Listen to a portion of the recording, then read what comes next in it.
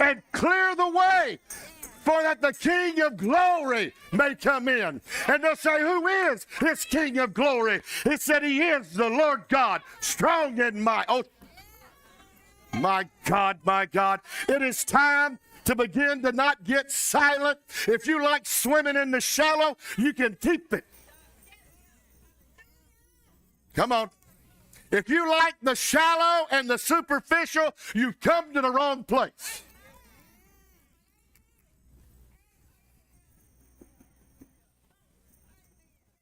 I'm just saying.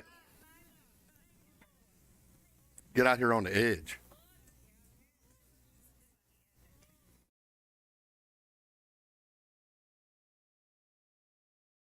Jesus.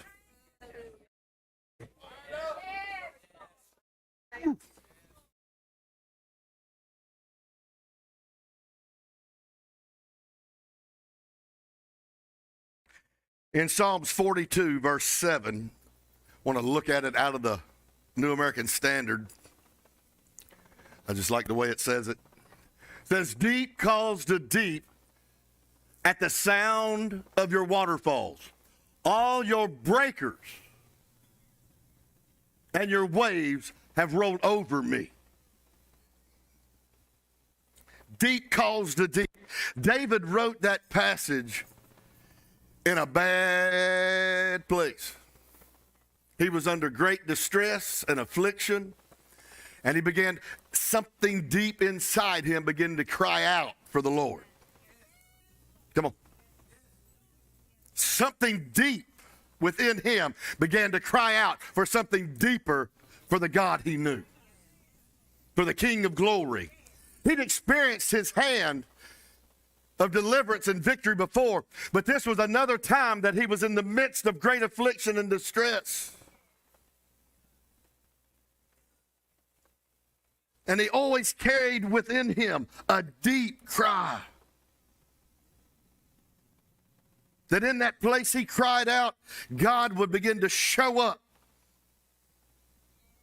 and bring deliverance, to bring victory and triumph. See, what we've got to determine is we got to have a resolve within us that when stuff gets tough in your life,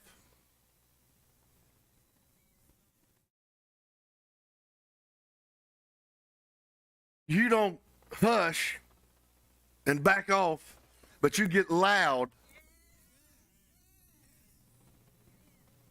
Cry loud and spare not, because the one who delivered you in the beginning will be the one who will deliver you now.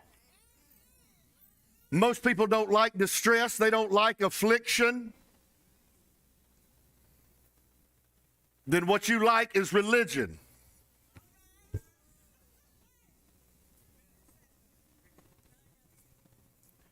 You can't run with religion and operate in revival.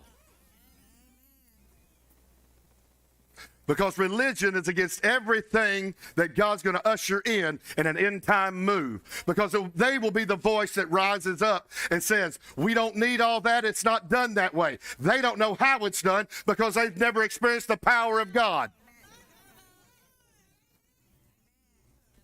In Jeremiah 33:3, says, call to me and I will answer you and show you great and mighty things which, oh, y'all mumbling now, which you do not know. So there's things that you don't know. And it's amazing how people grab hold and think they know. Religion thinks they know. But there's a deeper place in God. See, what that deep cry within you is actually eternity. What God put in your spirit in the very beginning, his spirit, eternity is actually crying out for a manifestation of the deeper things of God.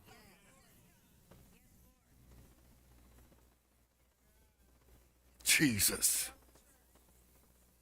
We must have a spirit of resolve no matter what the affliction or distress, no matter how much warfare comes against you. We will not relent.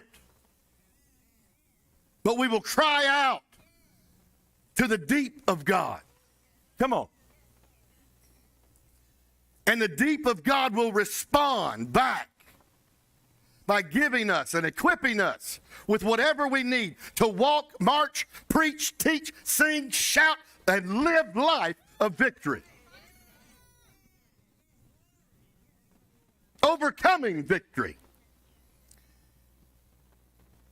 I'm just going to go ahead and say it, just because Kim told me I could. It's the time for wishy-washy Christianity is over. The time of in and out, up and down is over. If you're wanting the deeper things of God, if you're crying out for revival to hit a community, to hit a nation, you're going to have to begin to crucify your flesh if you really want revival. Because affliction will come and distress will come because the enemy don't want you to enter into anything that God is bringing along the way for this revival and this end time awakening.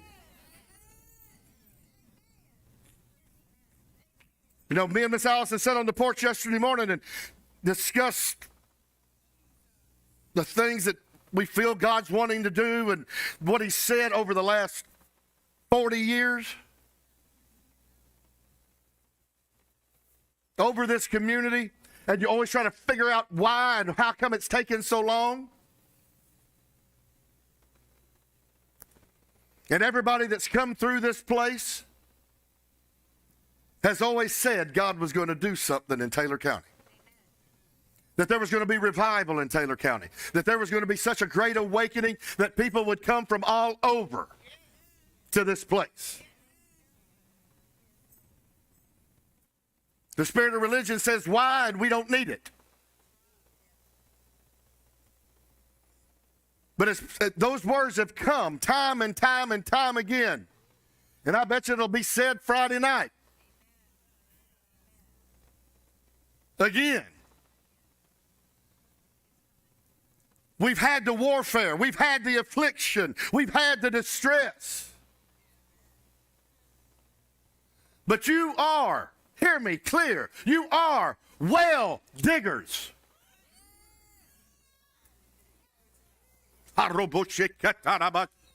You are well diggers. The spirit of religion is hooked up to city water. They don't have to dig a thing. All they have to do is turn on a spigot.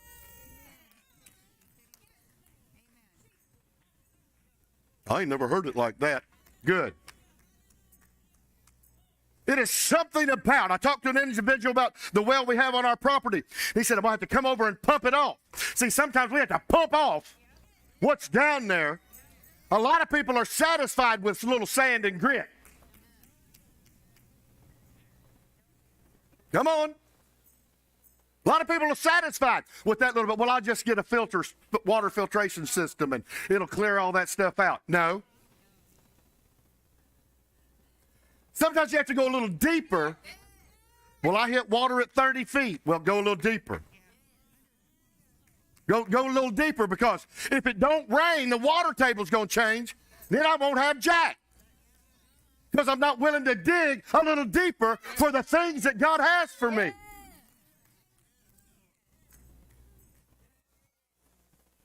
Deep calls to deep.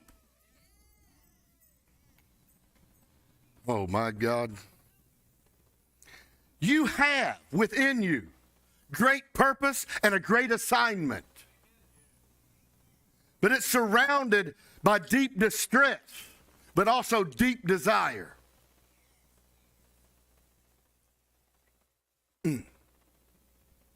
But it has a depth of a cry that taps into the depth of God. That brings... See that, and a lot of other people don't have it. They don't have that desire for the deep.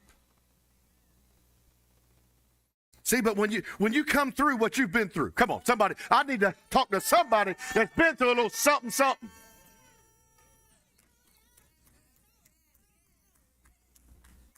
That's had to struggle.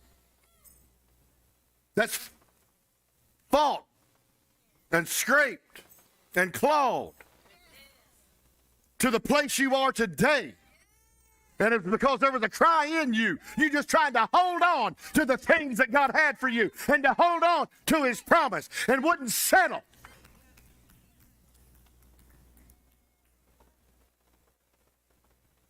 I don't ask for affliction and I don't ask for distress. It just comes with the assignment because the enemy don't like you. Or no, sorry. The enemy might like you. I don't know. The enemy doesn't like me at my house. I can say it like that. But with it, it develops a cry for a deep deliverance from within and also from without. See, I don't want to get caught on the surface. I don't want to get caught with the superficial. See, this is a choice. This is a choice to cultivate a cry for a deeper place of encounter with God. It's a choice you have to make. It's not an easy one because really we like the easy, we like the path of least resistance.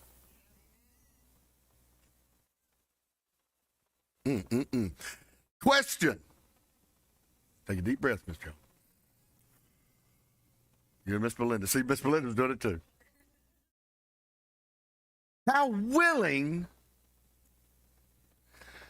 deep are you willing to go?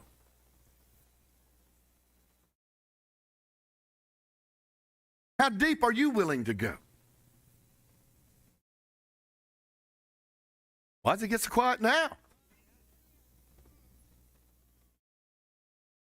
Well, that takes effort. Yep. When somebody's drilling a well for you to get deeper, it takes money. It costs you. It costs you something to go a little deeper.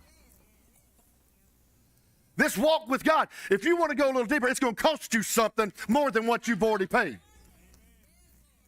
Are you willing to pay? Are you willing to let him up the ante? Jesus.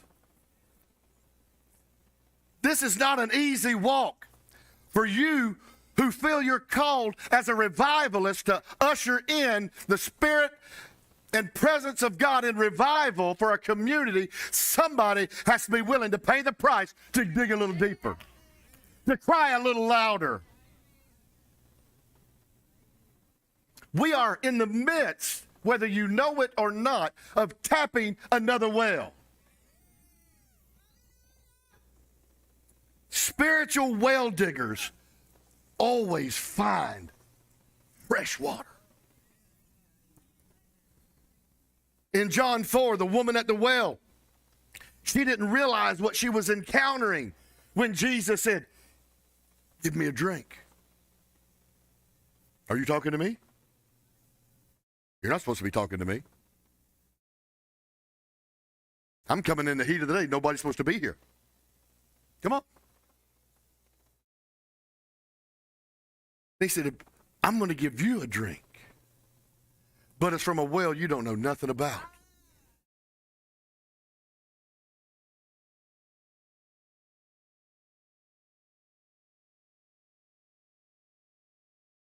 The well that Jesus had for her was deep, was bottomless. Are you desperate for God to the point to go deeper than your last encounter?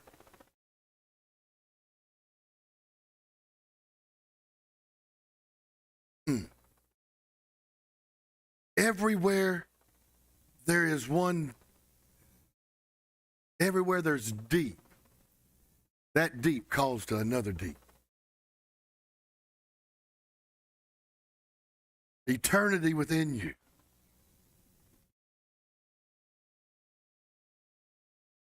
We cannot settle because you know there's more. When you figured out there was more, you couldn't stay where you were. Look at me, Miss Nell. Shake your head, yes.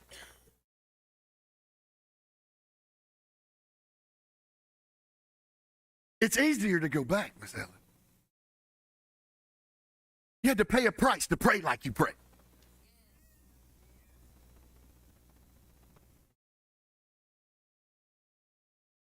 Because you've had to fight to get in that deep place, for it to be a place of safety and peace, comfort and strength. So the prayer comes out from another place. It's not a head prayer.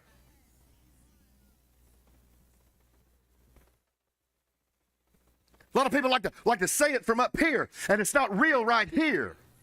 But if you walk with God, you see him move in your life, it comes from right here. I've heard you groan and cry for your children and your house.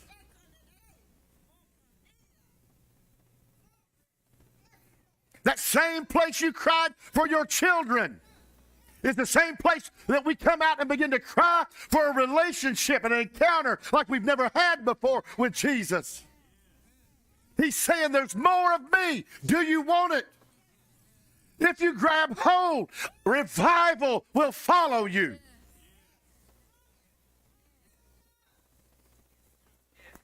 You're digging wells for other people to drink from.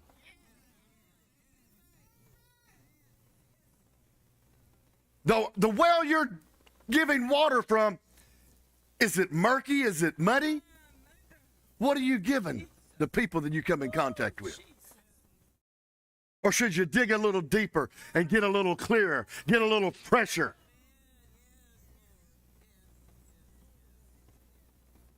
Jesus.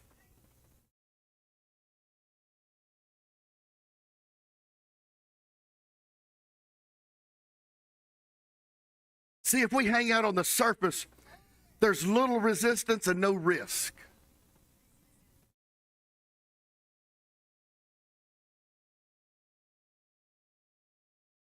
We could do church.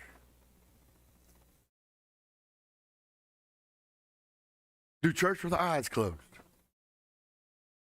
I've been in it for 59 years, growing up as a preacher's kid. I can do church with my eyes closed. We could do the bucks and butts. Bucks in the plate and butts in the seats. I could make it happen. Get normal.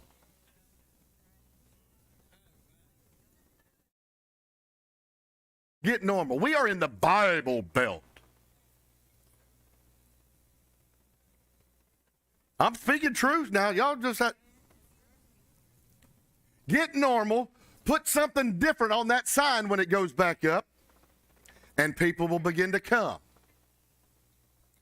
Talk like we talk, and then people look at you and say, you're crazy.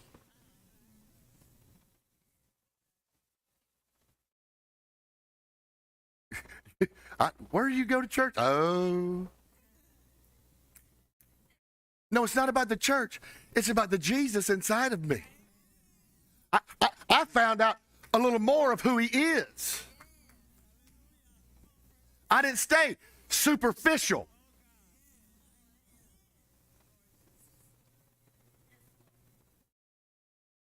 I didn't stay wishy-washy. I got in. And when I got in, I didn't just get back, oh, no. I got in. Go a little deeper now. I took another step. Come on. The struggle's real in the assignment and purpose each of us have if you're going for what we say we're going for. I shook Christopher's hand this morning, caught him off guard again, threw another name on him. I said, good morning, revivalist. Huh?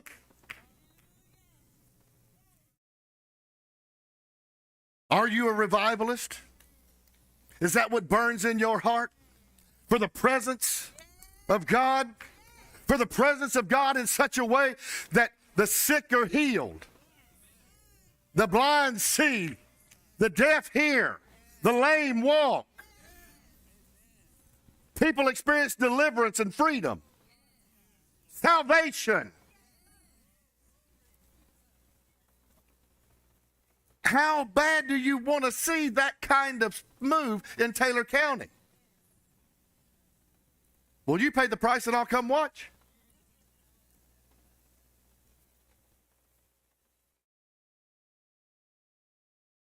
That's what they like to do. That's why we threw money in the plate, preacher.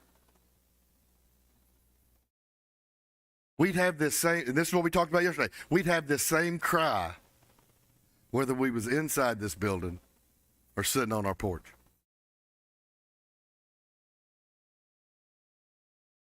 The cry wouldn't change.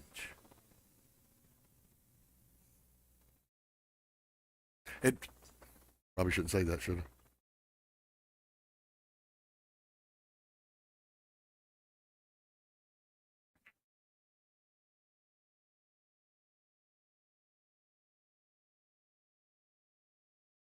The cry probably would change just a little bit.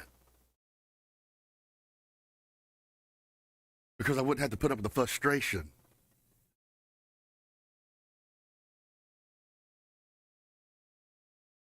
I'll just stop there.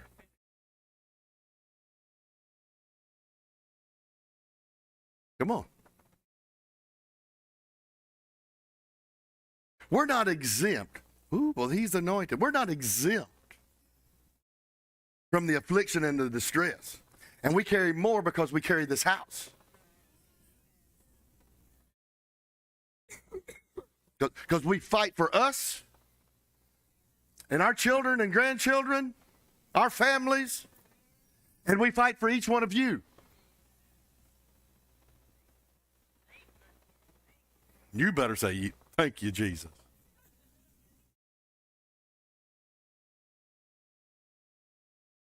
So if you didn't tote as many, it'd be a purer cry.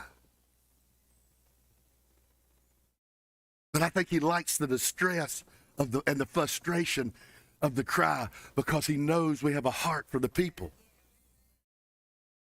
That we have a heart for the community. We have a heart to see him manifest himself in a way that we've never experienced before. So there's a deep place in us calling out to a deep place in him. Show me your glory. Show me your glory. Show me how to dig this well in a way that waters will begin to gush forth. So that when those individuals come to the well, you give them something they've never had before, and they'll never thirst again. And you'll give them some truth that changes their life. Where's your husband? Well, I don't have one. You're right. You got 5, and the one you're with now ain't your husband. John 4, read the thing. He said, are you a prophet? Sometimes you don't have to be a prophet. Just have a little bit of discernment.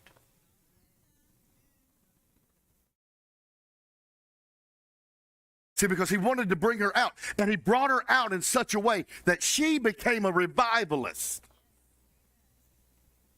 and changed the whole city. Isn't that right? We should all have the spirit of revivalist in us because of how God's delivered us. That should burn in us to see people get set free like I got set free. Well, you said you grew up a preacher's kid. Yeah, full of rebellion, running the opposite direction of where my daddy was going.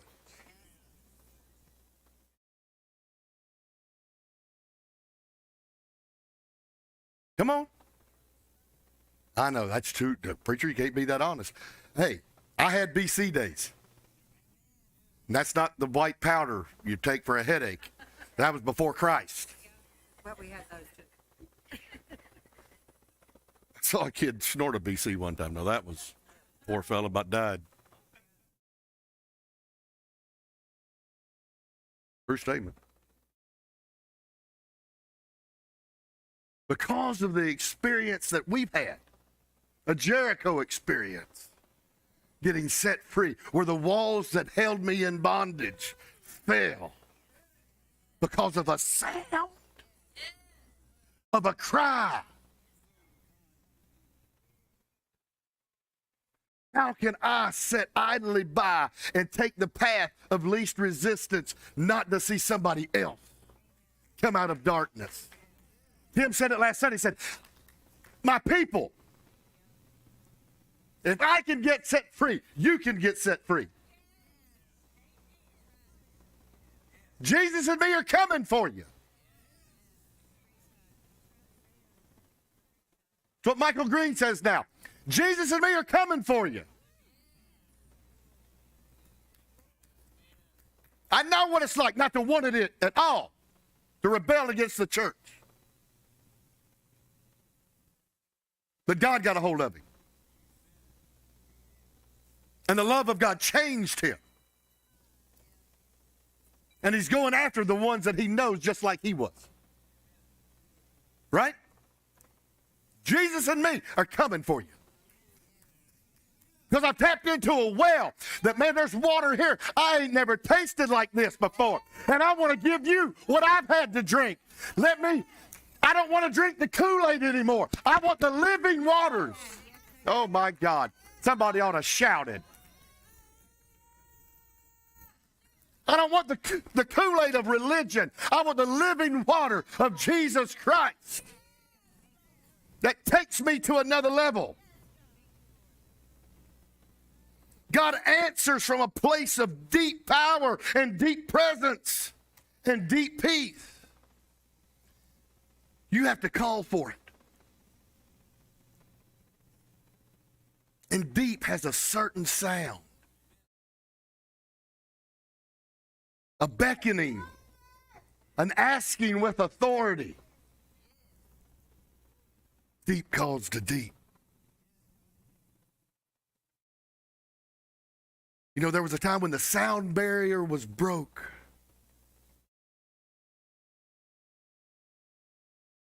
You know when the first time the sound barrier was broke, Miss Susie?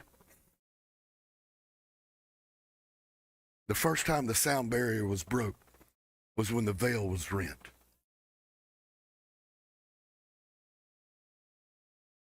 Jesus.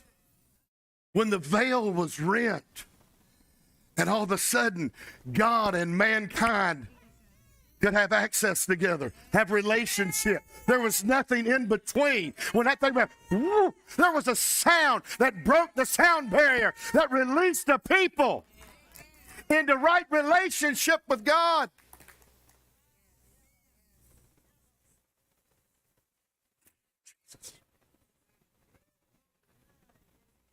Wow.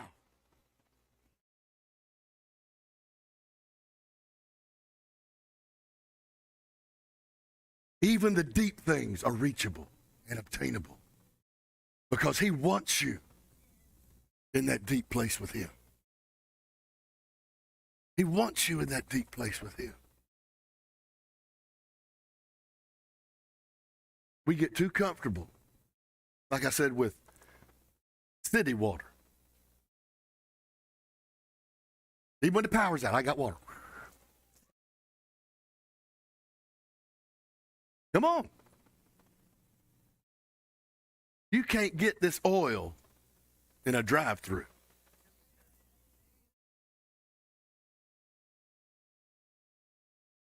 The oil that me and Miss Allison carry came with a price.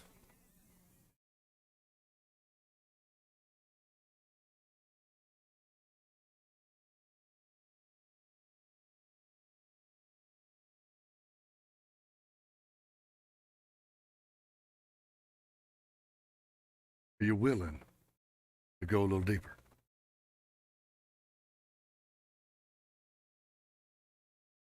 Or do you like it in the shallow end?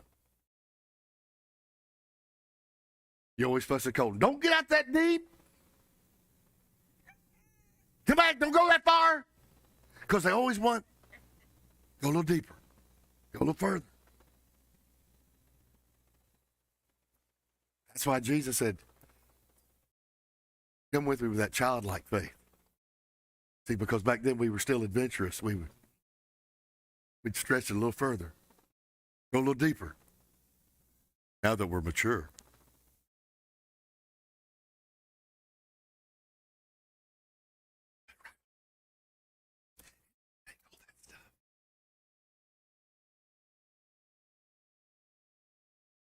It took a bunch of stuff to get me free. And the generation today is worse than it was when I was coming up. Help me out, Brother Robert. So it's going to take a sound that'll bring them out of the place they're at. Are you willing to go deep enough to find that sound and release it? The challenge to cultivate this, the choice is yours. I'm going to stop right there. Not 17 closings either.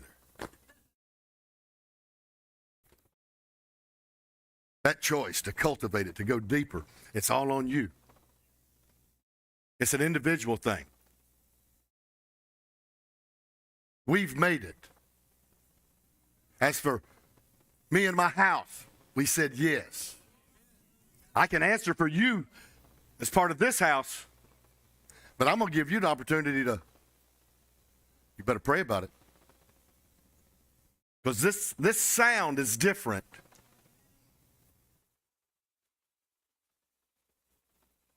Don't get upset and always wonder, oh, how come people, that church is full and that church is full. That church has their own sound.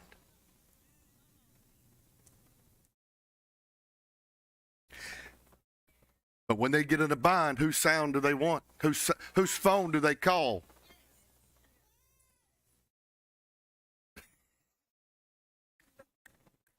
When they sick and need somebody that knows how to pray, that knows the power of healing. Come on. They want your sound. You may be crazy now, but tomorrow you're going to be the sanest person alive. Hello? Somebody that still believes in the power gifts, signs, wonders, and miracles. Oh, that passed away. No, it didn't. When you get in the bind, who you calling? Somebody that believes in signs, wonders, and miracles. Is that right? Somebody ought to shout. Come on.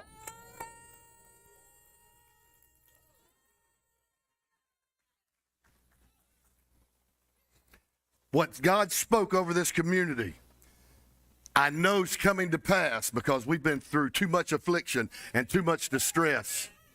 As individuals and as a community and as a county, we've gone through too much not to see God's word flow through here in a way like we've never seen before. And when it begins to come, as it's come in times past, it's coming in a stronger wave next. You have to be guardians of the presence. You have to be able to begin to protect that which God is doing. And not only protect it, but take it deeper.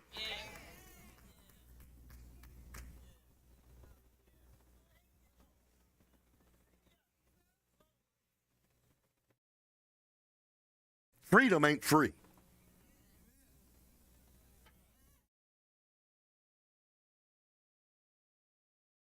But we honor those in the military. Freedom wasn't free. Came with a price. And still does.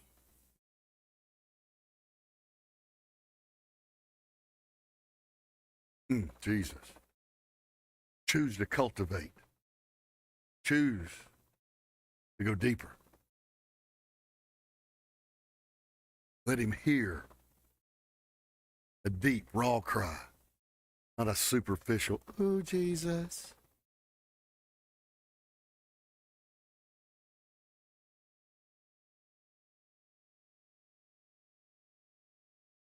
Father,